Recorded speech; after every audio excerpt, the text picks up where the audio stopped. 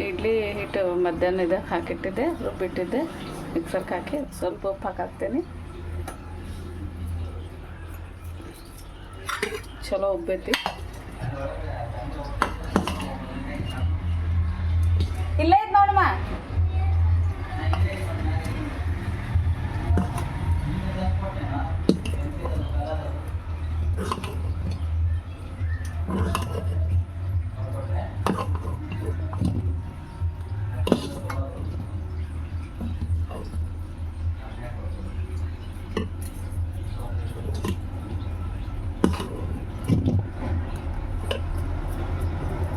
ಆಮೇಲೆ ಈ ಇಡ್ಲಿ ಪ್ಲೇಟ್ಗೆ ತುಪ್ಪ ಹಚ್ತೇನೆ ನಾನು.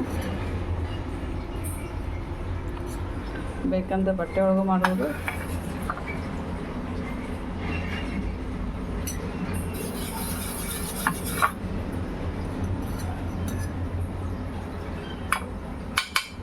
ಆಯಿಲೂ ಹಚ್ಬೋದು, ತುಪ್ಪ ಇಲ್ಲ ಅಂತ.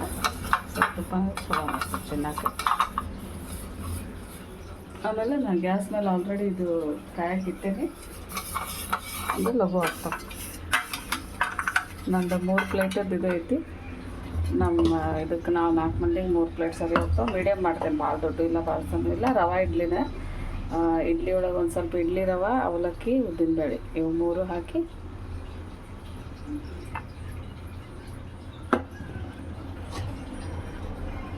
ಮತ್ತೆ ನಾನು ನೀರು ಹಾಕಕ್ಕೆ ಹೋಗಿಲ್ಲ, ಜಾಸ್ತಿ ಆಗ್ತದೆ.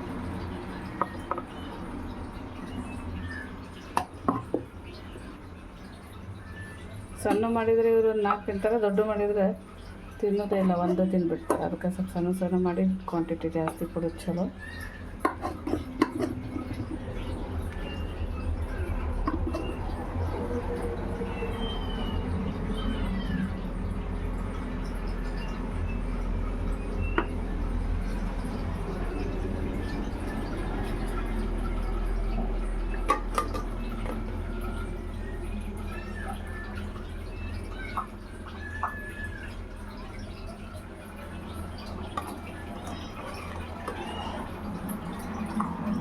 ಚಟ್ನಿಗೆ ರೆಡಿ ಮಾಡ್ಕೊಂಡೇನೆ.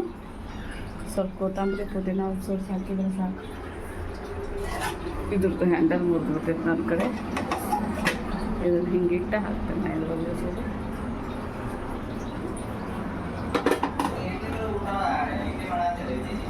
ಹಾಂ ಹಾಂ ಆಯಿತು. ಏನು ಒಂದು 10 ನಿಮಿಷ.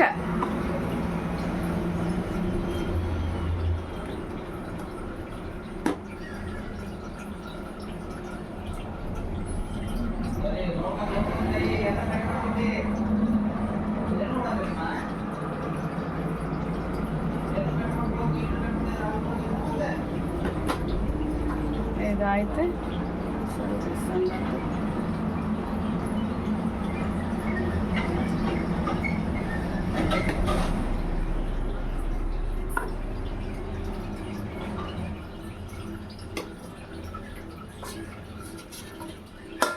ಈ ಸ್ಟೀಮ್ ಸ್ವಲ್ಪ ಮೀಡಿಯಮ್ ಇಟ್ಟು, ಇಷ್ಟು ತನಕ ಸಣ್ಣ ಇಟ್ಟಿದ್ದೆ, ಈಗ ಒಂದು ಸ್ವಲ್ಪ ಮೀಡಿಯಮ್ ಇಟ್ಟು ಈ ಚಟ್ನಿ ಮಿಕ್ಸರ್ಗೆ ಹಾಕೊಂಡ್ಬರ್ತೀನಿ. ಒಂದಷ್ಟು ಕಟ್ ಮಾಡಿ ಹಾಕ್ಕೊಂಡು ಪುದೀನ, ಆಮೇಲೆ ಒಂದು ಮೆಣಸಿನ್ಕಾಯಿ ಐತಿ, ಆಮೇಲೆ ಕೊತ್ತಂಬರಿ ಐತಿ, ಇದ್ರ ಒಂದು ಸ್ವಲ್ಪ ಅಲ್ಲ, ಬೆಳ್ಳುಳ್ಳಿ, ಕೊಬ್ಬರಿ ಐತಿ, ಸ್ವಲ್ಪ ಪುಟಾಣಿ ಹಾಕ್ತೇನೆ.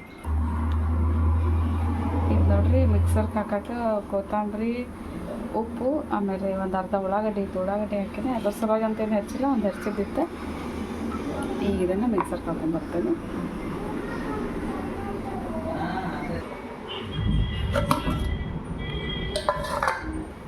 ಇಡ್ಲಿ ರೆಡಿ ಆಗ್ಯಾವ, ಚಟ್ನಿನೂ ರೆಡಿ ಆಗೈತಿ.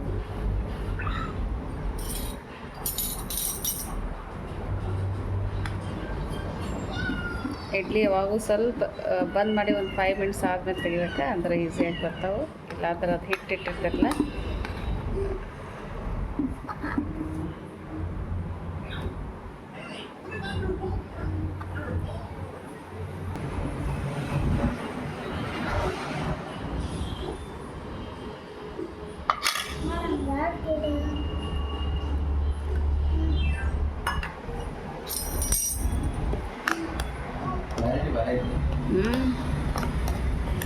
ಚಟ್ನಿಗೆ ಒಗ್ಗರಣೆ ಏನು ಕೊಟ್ಟಿಲ್ಲ ನಾನು. ಕರಿದು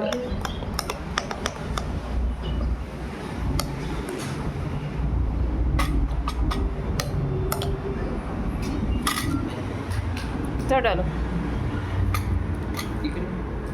ತಿನ್ನ